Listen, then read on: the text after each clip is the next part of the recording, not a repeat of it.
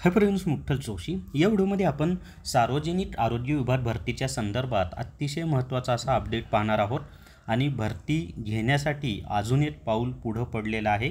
एक नवीन परिपत्रक प्रसिद्ध झालेलं आहे। ते कशा संदर्भात आहे, त्यामध्ये नेमकं काय सांगितलेलं आहे आणि या परिपत्रकाचा आणि भरतीचा काय संबंध आहे, या सर्व प्रश्नांची उत्तरं तुम्हाला या व्हिडिओमध्ये मिळणार आहेत। फक्त एकच सांगतो मित्रांनो की भरती होण्यासाठी नवीन जाहिरात येण्यासाठी अतिशय महत्त्वाचं असं पाऊल शासनाने उचललेलं आहे। तर व्हिडिओ शेवटपर्यंत पहा। या व्हिडिओला सर्वांनी लाईक करा, शेअर करा आणि विठ्ठल जोशी हे जे आपलं यूट्यूब चॅनल आहे ते सबस्क्राईब करा। जर तुम्हाला MPW रेकॉर्डेड व्हिडिओ कोर्स विकत घ्यायचा असेल तर प्ले स्टोअरवरून विठ्ठल जोशी ॲप डाउनलोड करा आणि MPW रेकॉर्डेड व्हिडिओ कोर्स विकत घ्या। फक्त 500 रुपयामध्ये संपूर्ण सिलेबस तुमचा कव्हर होऊन जाईल। तर या ठिकाणी पहा, महाराष्ट्र शासन आरोग्य सेवा आयुक्तालय पुणे कार्यालय 19 मे 2025 या तारखेचं हे परिपत्रक आहे। म्हणजे आजच्याच तारखेचं परिपत्रक आहे।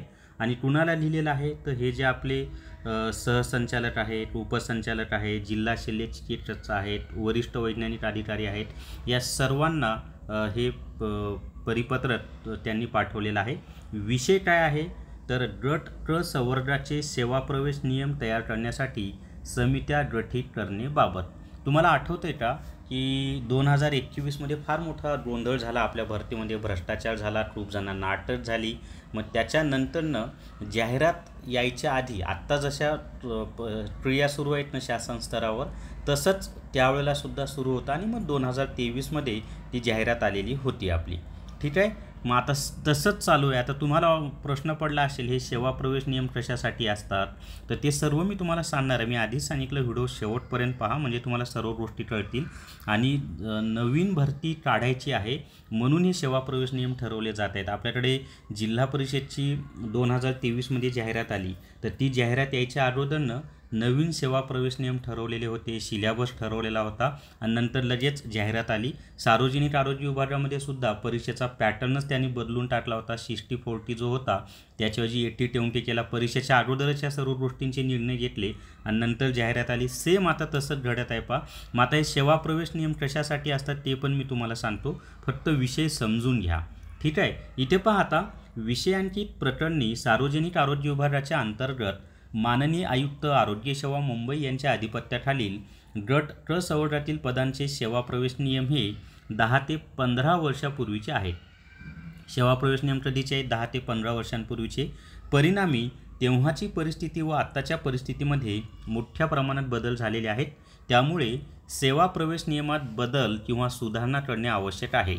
खालील तथ्यात नमूद केलेल्या पदांचे सेवा प्रवेश नियम मराठी किंवा इंग्रजी मसुदा तयार करताना नामनिर्देशन, पदोन्नती, आता पहा सेवा प्रवेश नियमामध्ये काय काय येतं? नामनिर्देशनाने होणारी भरती, पदोन्नतीने होणारी भरती, नामनिर्देशनाने म्हणजे आपली स्पर्धा परीक्षा होणार, त्याच्यानंतर शैक्षणिक पात्रता काय असणार आहे, प्रत्येक पदाची आता शैक्षणिक पात्रता रिव्ह्यू होईल आणि नंतर नव्यानं ती पात्रता दिली जाईल पहा। त्याच्यानंतर अनुभव याबाबतच्या तरतुदी, खरं म्हणजे अनुभव यांनी ठेवायलाच नाही पाहिजे, कारण ही पदं गट कची आहेत। गट कच्या पदांसाठी अनुभवाची गरजच नाही। नवी मुंबईमध्ये सुद्धा त्यांनी बऱ्याच पदांना अनुभव ठेवलेला असल्यामुळं विद्यार्थ्यांना फॉर्म भरता आला नाही। तर शासनाला विनंती आहे, नवीन सेवा प्रवेश नियमामध्ये अनुभव कुठेही आणू नका, फ्रेशर्स विद्यार्थ्यांना संधी द्या। पहा इथं अनुभव याबाबतच्या तरतुदी, तसेच सदर पदांचे कर्तव्य व जबाबदाऱ्या, म्हणजे सेवा प्रवेश नियमामध्ये काय काय येतं तर पदोन्नती कशी करायची, नामनिर्देशनाने भरती कशी करायची, शैक्षणिक अर्हता काय असली पाहिजे, अनुभवाची तरतूद पाहिजे का, नसेल तर करायची नाही, त्याच्यानंतर सदर पदाचं कर्तव्य काय आहे, जबाबदाऱ्या काय आहेत, ही सर्व माहिती या सेवा प्रवेश नियमामध्ये तयार होत असते। आणि मग ही माहिती लवकरात लवकर सादर करायला सांगितली। लवकरात लवकर म्हणजे कधी माहीत आहे का? आता हे सर्व पदं म्हणजे जेवढी पदं आहेत ना सार्वजनिक आरोग्य विभागामध्ये, त्या सर्व पदांचे सेवा प्रवेश नियम सादर करायला सांगितले। कधीपर्यंत तर 26 मे 2025 पर्यंत हे सर्व माहिती सेवा प्रवेश नियमाचा मसुदा तयार करून शासनाने सादर करायला सांगितलेला आहे। म्हणजे यांना लवकरात लवकर जाहिरात काढायची, म्हणूनच इतका कमी कालावधी त्यांना दिलेला आहे। म्हणजे अवघे 7च दिवस दिलेले आहेत हे सेवा प्रवेश नियम ठरवण्यासाठी। पण परत शासनाला विनंती आहे, अनुभवाची आट टाकू नका। शैक्षणिक पात्रता तुम्हाला जी पाहिजे आता बदलत्या काळानुसार त्यामध्ये तुम्ही काय करायचं ते करा, फक्त अनुभवाची आट टाकू नका, कारण शैक्षणिक पात्रता मुलं मिळवतात. आणि मला असं वाटतं की बहुउद्देशीय आरोग्य कर्मचारी 12वी सायन्सवर सुद्धा परीक्षा देता येईल असा सुद्धा निर्णय शासनाने घ्यावा, अशी पण शासनाला विनंती आहे. पाहूयात आता काय काय होतं. पण भरती घेण्याच्या दृष्टीनं अतिशय महत्त्वाचं पाऊल शासनाने पुढं टाकलेलं आहे.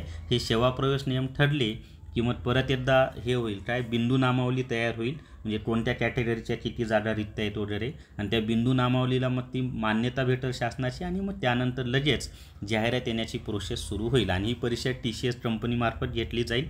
तर अतिशय आपल्यासाठी सकारात्मक आणि चांगली बातमी आहे पाही. जर तुम्हाला ANM रेकॉर्डेड व्हिडिओ कोर्स विकत घ्यायचा असेल तर प्ले स्टोअरवरून विठ्ठल जोशी ॲप डाउनलोड करा आणि ANM रेकॉर्डेड व्हिडिओ कोर्स विकत घ्या. तर या व्हिडिओमध्ये एवढीच माहिती. या व्हिडिओला सर्वांनी लाईक करा, शेअर करा आणि विठ्ठल जोशी हे आपलं यूट्यूब चॅनल सबस्क्राईब करा. थांबूया. Thank you very much.